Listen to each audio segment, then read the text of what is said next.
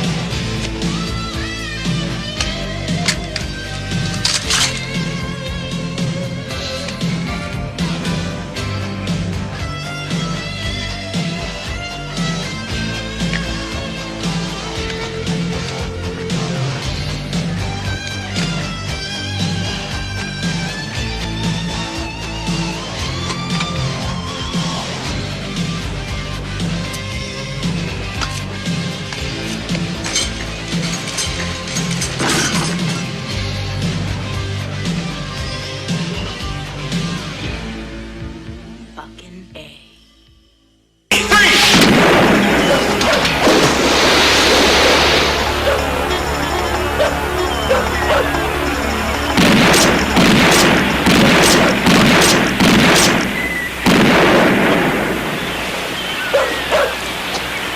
The guy made my day.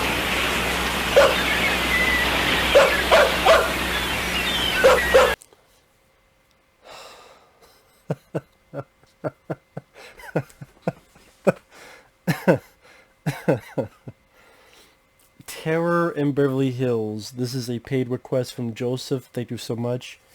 If anyone wants to request pretty much any type of video, review, re-review, topic, reaction, something random, something whatever, you can send it either directly to my PayPal or my Patreon. Both things are down in the info box. Now, Terror in Beverly Hills stars A. Stallone. Not the Stallone you want, but stars A. Stallone. This time stars the brother Frankie Stallone, who I can't judge him on his acting because even though he's the star of this film, in the first 45 minutes he's in 2 scenes. So they must have got him for a couple days, shot the finale, and then I did like 1 or 2 scenes in the first 45 minutes. This is a movie that's boring, at a few times very laughable, cheap, has some random shit where when these cops go to help Frank Stallone's family, one of them kills a bad guy in a pool and then just keeps shooting the dead bad guy with a shotgun for no reason. And this is a cop. Like 6 times. 6 times with a fucking shotgun, this guy shoots a dead body into the pool. Into the body in the pool.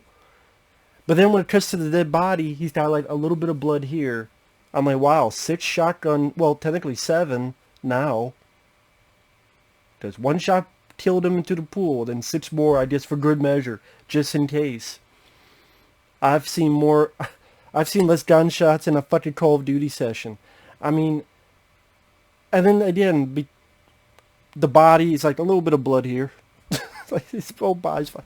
There should be nothing left of the body. It should be the remnants of what Ed 209 did to that poor schmuck in RoboCop. But whatever.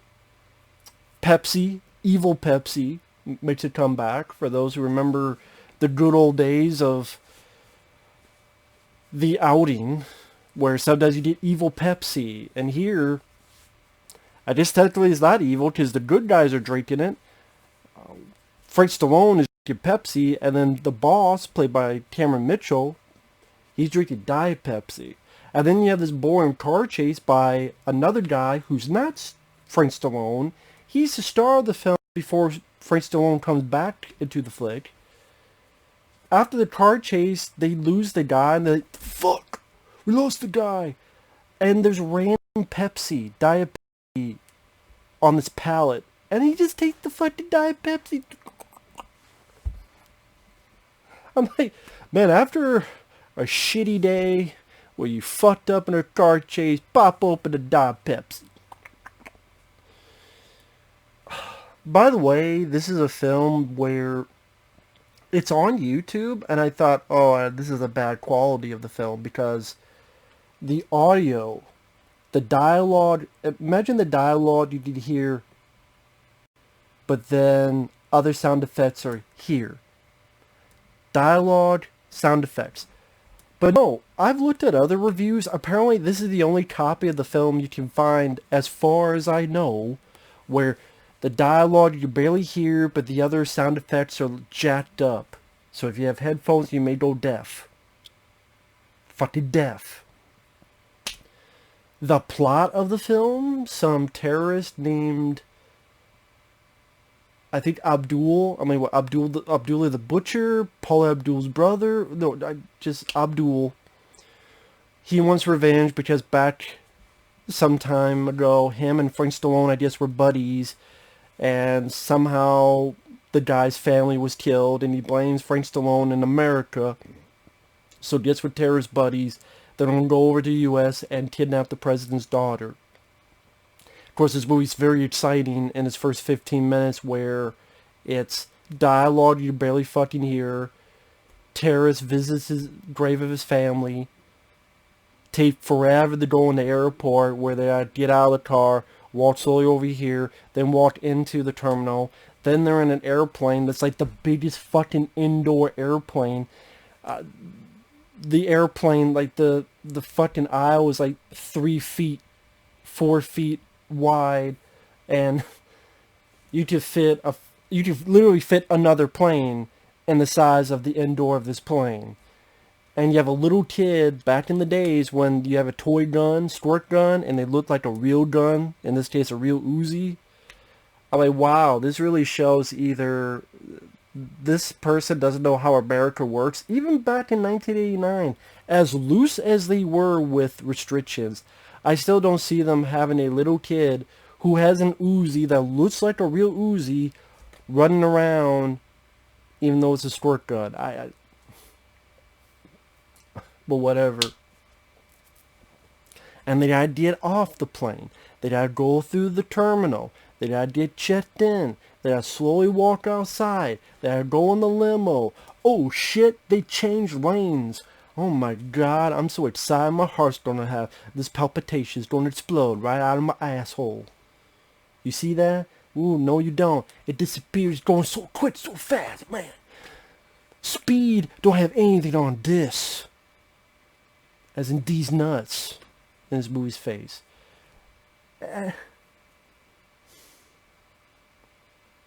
So the bad guys get to their other bad guys in a lair, that there's more fucking smoke in this room than the fire scenes in Backdraft. Frank Stallone is training in martial arts with the guy, but I say this or do this because there's a full mask on. I did not know when you train martial arts, you put like a full face mask. Usually, yeah, protection helmet, but no, like literally a face mask. Not even like you can see the eyes. Usually that's the case. No, literally, it might as well be a fucking hockey mask. Or a kabuki mask. That's so someone else can play that part and do the martial arts, and then when the mask takes off, it's Frank Stallone, who has a martial arts dojo. Frank Stallone has a martial arts dojo. Yeah, I would buy Pee Wee Herman more having a fucking dojo than fucking Frank Stallone. Sorry, Frankie, stick to singing. But again, I can't really give much of an impression of his acting because he's in 2 scenes in the first 45 minutes of the fucking movie. That's scene 1. Scene 2 leads into him drinking the Pepsi, and there's also a phone with Cameron Mitchell. He's been in a lot of B movies drinking Diet Pepsi. And Cameron Mitchell, he loves to yell. police captain loves to yell things like, "Yeah, I'm watching the goddamn news. What are you watching, a porno?" Or, "Give me a fucking super trace." I don't know what a super trace is. I guess that's better than an actual trace on a phone. Maybe it's like this is Spinal Tap. It goes up to 11. That's what the super trace does. It does the tracing of the phones to 11. Why don't you just make 10 stronger? Well, yeah, this goes to 11. Tara Mitchell, he's in a couple scenes to stream. He just looks absolutely pissed off. More like I guess he just pissed off to be in the movie. That's what it seems like it. There's literally a scene later on where he's doing a speech to reporters. An airplane goes by. He's seen damn airplanes, and then he keeps going. And I guess the director thought, keep it in.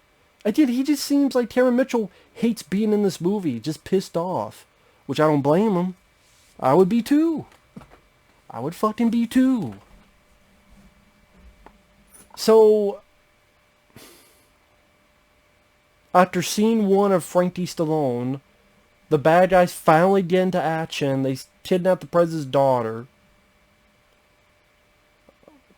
Which, one thing that was funny is when the limo she's in, it could barely pull out of the driveway. Because, the president's daughter lives in a place where you have, a tiny driveway. And, like, the limo's, like, barely going back and forth, barely. Just have the limo parked on the side of the road, have the girl go in, and boom. Instead of almost dying trying to pull out of the fucking driveway. Oh, and the terrorists, though, their van has shag carpeting. Spiffy for these terrorists like Abdul to have shag carpeting in their fucking terrorist vans. I know that was missing from films like Invasion USA. Richard Lynch should have had shag carpeting in the van when he shot and blew up the houses for Christmas. Then we did a strip club scene for no fucking reason, because we never go back to the strip club. We never get to know anybody in the strip club. This black guy is selling watches. That never comes up. It's only in there for titties, which, cool. I like titties. The black guy comes out. Then we have our main actor for now, who's another cop, arrest the guy. But then he gets into a car chase and the guy's just in the back, and then we never see that black guy again. So, was the actor supposed to be in it for more and just quit? Just fuck this man, fuck this, I'm gone. Fuck the movie, I'm gone, he left? I don't know. I mean, why don't you just have your main guy going to a strip club if you need a strip club that badly? You didn't need a brand new character, then disappears literally 2 minutes later. Or have the cop go in there and ask questions at a strip club. Or he has a girlfriend who works at a strip club. Or he has a fucking sister. I don't know, just something. Be weird. Your sister lives, yeah. Yeah, she lives in a strip club. She lives upstairs. It would make sense in this movie. The second time Frank Stallone is in it is with the character who plays him and his wife watching the news. That's like the second time in the 45 minutes. Other than that, Frank Stallone's character is named Hack Stone. I shit you not. Hack Stone. Hack. I'm like, that's pretty apt for this fucking movie to have a main character named Hack. Hack Stone. Perhaps one of the worst first names ever for a hero. Hack? I'm like, Frank Stallone, Terror in Beverly Hills, Hack. My brain is going into overdrive as the countless fucking shitty jokes I could make with a name called Hack Stone. You could do it too. Play along. So they kidnap the bad guys kidnap the daughter at this clothing store where women just walk out nonchalantly in the booth, the dressing room, and they get shot and they go, oh. That's the reaction. I know when I get shot with a gun, I just go, ugh.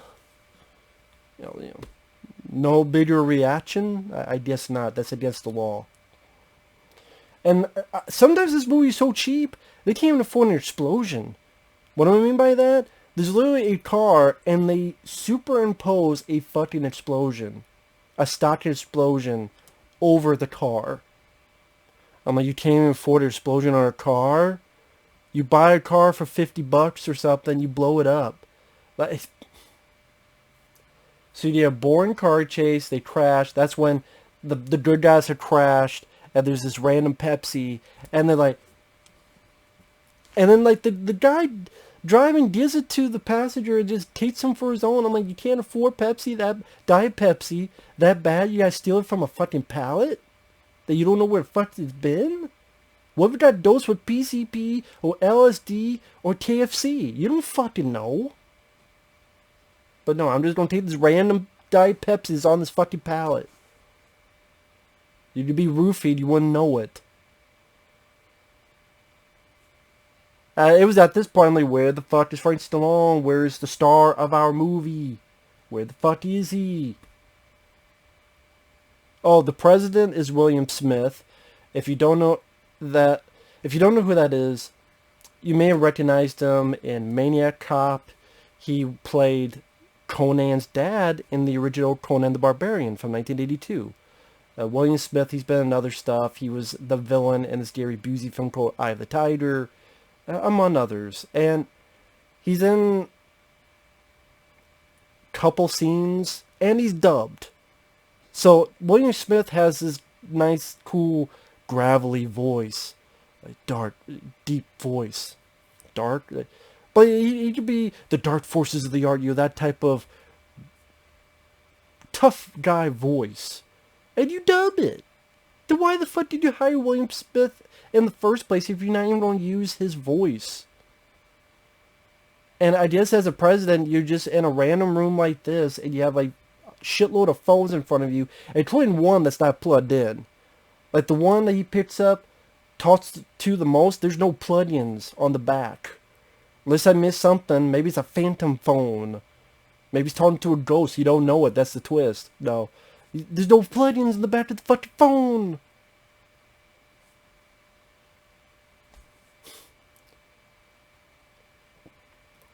And by this point, we are 45 minutes in. I'm like, where the fuck is Frank Stallone, our star of the movie? He's been in 2 scenes. He's been in the movie for 2 minutes so far. And that's, the good guys follow the bad guys. They know where the bad guys are at in this bean factory. I'm not making it up. It's a bean factory.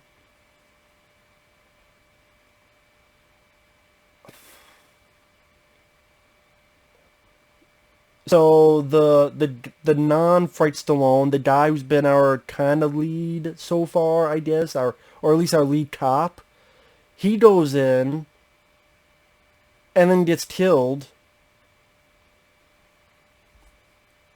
after these bad guys beat him up with 2x4s, even though they're carrying guns, which is hilarious. They're carrying guns, but they decide to go up on him and beat him up with 2x4s, and then they shoot him. I don't know why they didn't shoot him before hitting him with 2x4s, but okay. Then finally, Frank Stallone comes in, the great South presence, but the dialogue is so low, because the audio quality is so shit, I can barely hear what the fuck he's saying. So again, it's hard to talk about the performances of the movie when the dialogue you can't hear. You barely hear the shit. You barely hear it. And Frank Stallone, he obviously has no training, because he'll go like through the bean factory. He'll either eat random beans. What is it with people eating random shit? The one guy who's now dead, he drank random Pepsi from a pallet, Diet Pepsi, and then this Frank Stallone goes in, he just eats random shit. There's a thought. Was he trying to mimic his brother in Cobra? At the beginning of Cobra, when Cobra got the beer and from the grocery store, just chugged it. Was that what Frank Stallone was doing, where he's trying to go through and he eats random beans? Drinking a beer in the middle of a convenience store is a lot cooler than random beans on a dirty box in his alleyway. This fucking, it might as well be a dirty alleyway. There'd be as much diseases probably in this fucking bean factory that looks like run down to the fucking gutter of shit. Oh yeah, but Frank, he knows how to handle a weapon. He goes to a wide open space and does like a, I swear to God, he does this. He's got the gun. He's like, in a wide open space. I'm like, if I just stood there and he's over here and I'm just standing behind him, pop, pop, pop, done, boom. Wow, he's fucking, he kills some people. Meanwhile, his family is in trouble, so other cops go there, 3. One is a guy, of the 3 cops, one has a giant sniper rifle with an even bigger silencer, and he's going into a house to... and yeah, he's got like a rifle, like a silencer rifle with a big-ass silencer, and he's in like this small, tiny house. One is an Asian guy that incapacitates or breaks a couple people's necks, and a black cop. He's a guy who just shoots a guy into the pool, then walks up and shoots him 6 more times. And like I said, when it cuts back to the dead body, there's like just the one gunshot. I'm like, you just shot the motherfucker, or did you hate the pool?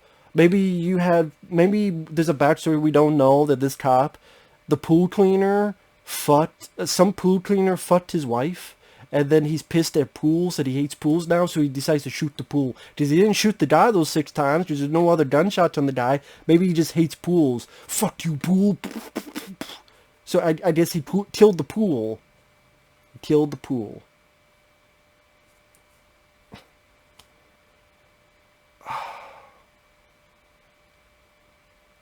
Frank Stallone, he kills a handful of people. Just to the bad guy. They have one of the most boring fist fights in movie fucking history.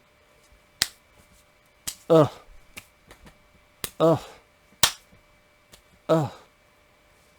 Until finally, some dialogue is changed. I have to get a fucking hearing aid to hear what the fuck they're saying, and something about the bad guy going, you don't know how to. Someone says to die for what you believe in, and Abdul's like, I'm going to show you to die for what you believe in. So he himself jumps out the window. As soon as he jumps out, all the cops shoot him. So while the bad guy has no guns, no knives, no sharp sticks, he's on the ground, he can't even get up, and they're pumping. They don't say freeze. They don't say don't move. He has no gun. He has nothing. They just and wow.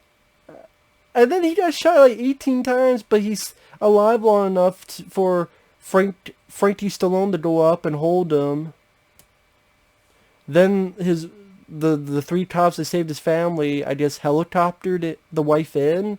Frankie Stallone and the wife hug, and then the movie's over. There's your terror in Beverly Hills. Boring, not much happens, there's not much action, at points it's laughable. Whatever, most versions you'll find, your ears will be bleeding by the audio, where the dialogue got, and the rest of the sound effects got, or at least on all the versions I could find of this. And wow, the music sounds like the same. It might be the same guy who did the music for Samurai Cop. I think it is the same composer who did the music for Samurai Cop. At least it sounds the same. I think it is the same composer. If it's not, it sounds like the same guy. It's not the exact same score, but it's pretty fucking close. Samurai Cop though was funnier. Like, Samurai Cop is a lot more funny bad. This is more boring bad.